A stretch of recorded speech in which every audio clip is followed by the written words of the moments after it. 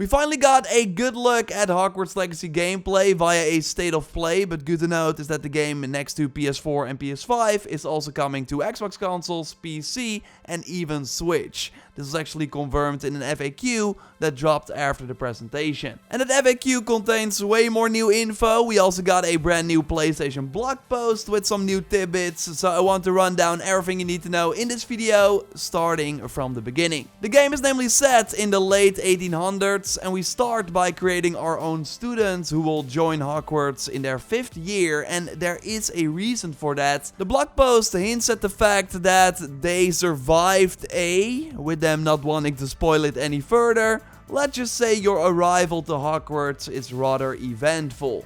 So the tutorial for this game should be pretty interesting. Maybe we are a chosen one like Harry. After that we get introduced to the sorting hat, and we can actually pick our own house as the FAQ mentions. But even if you go with Gryffindor, you can still pay a visit to the other common rooms, including the ones we haven't really seen before, like from Ravenclaw and Hufflepuff. So while this is a single player open world RPG with no online components, we will have NPC companions from other houses who we can interact with, like Natsai or Nai from Gryffindor, who isn't afraid to get a little adventurous. Another character they highlighted is called Poppy Sweeting from Hufflepuff, who has a love for the magical beast that play a huge role in this game, by the way, but more on that in a moment. And by spending more time with Sebastian Cello from Slytherin, we will learn more about his family secret. As players grow these relationships, these schoolmates will become companions who can accompany players on their journey, expand their abilities, and open up as players learn their stories. So I totally expect more companions, with the blog post even teasing familiar names like a Weasley or two.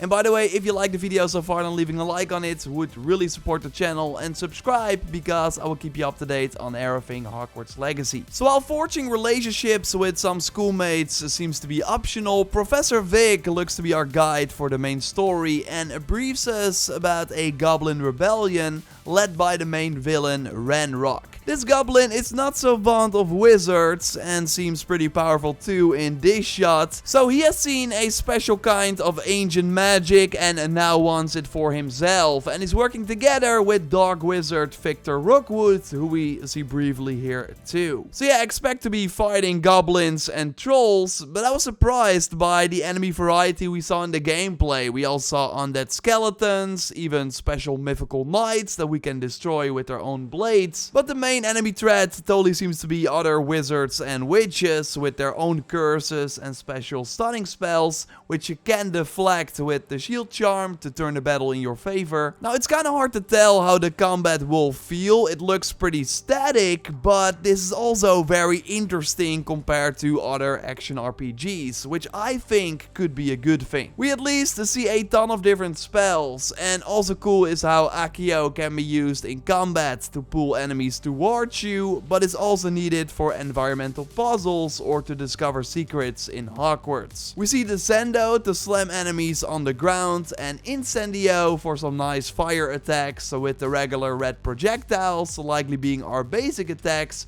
For just some regular damage, we can then chain with other spells. By pressing R1, we can use special objects in the environment, like rocks and explosive barrels, because every game of course needs to have red barrels. And they even seem to hint at ancient magic we can control, looking at this dodge and the special thunder effect, although that has not been confirmed. And again, I'm really curious how this will feel. It looks at least very satisfying, being almost untouchable when you got everything under control. But if you like a more stealthy approach, they can turn invisible and sneak up to enemies, which looks surprisingly powerful. And in the talents menu, we saw that you can upgrade your stealth even more. Overall, a lot going on. We got some familiar tabs here. The UI overall seems like nothing too crazy, with next to the talents collections for collectibles, maybe one of those flying papers we saw briefly. Challenges might be a rundown of the different side activities we can do in and outside of Hogwarts, including broomstick races, by the way, that have been confirmed, and maybe dueling with fellow students. And Outpost is totally the most interesting tab I haven't touched on. Like, maybe this is a social feature where you can interact with NPC companions and other classmates, or even with people outside of Hogwarts. Hogwarts, that it's similar to some of the messaging features we see in Persona, for example, or recently in Life is Strange. Your theories are of course more than welcome in the comments down below. We see that our character level is 12. You would think that we maybe get a talent point per level and can then spend that on one of the 5 cards, with maybe the first one being regular spells, the second one maybe these special ancient spells, and they do hover over the middle cards, which for overall effectiveness, so maybe some passive bonuses, and the one all the way to the right is for our room of requirement. Now we saw this in the state of play with the real-time timers to build things, and I immediately thought of mobile games and microtransactions, but they actually confirmed also in the FAQ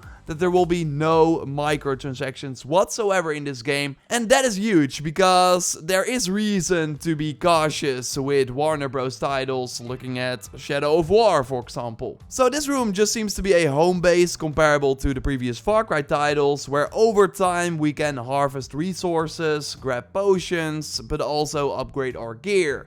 And it even has an outdoor area where we can also place buildings as long as you have the moonstones and the conjuration budget. Like, my biggest takeaway from the state of play was totally that this game seems way bigger than I anticipated. I was kinda caught off guard by the magical plants you can also use in combat to distract enemies or just instantly take them out. Sure, just a small thing, but it does hint at a deeper combat system. During Beast Class, we can learn more about the many creatures we also encounter in the wild. We can store them in a vivarium in the room of requirement to kind of take care of them, but also interesting according to the FAQ is that players can tame, mount, and ride some magical beast in Hogwarts Legacy.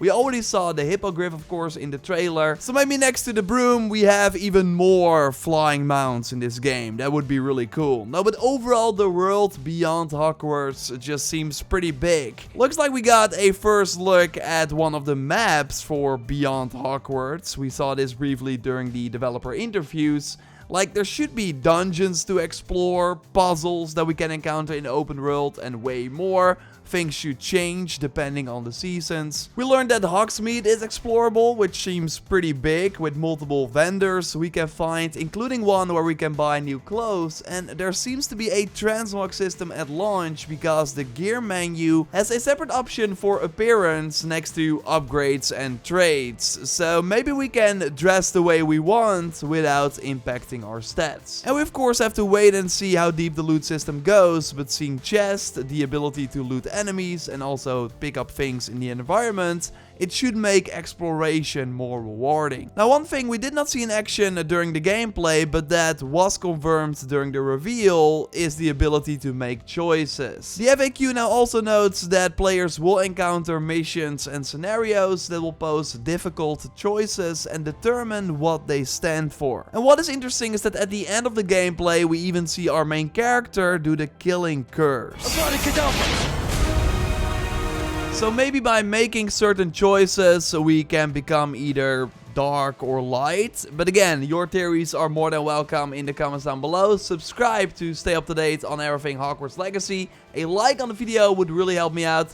And check out our live reaction to the state of play by clicking on the screen. For now though, I will speak to you in the next one. Goodbye.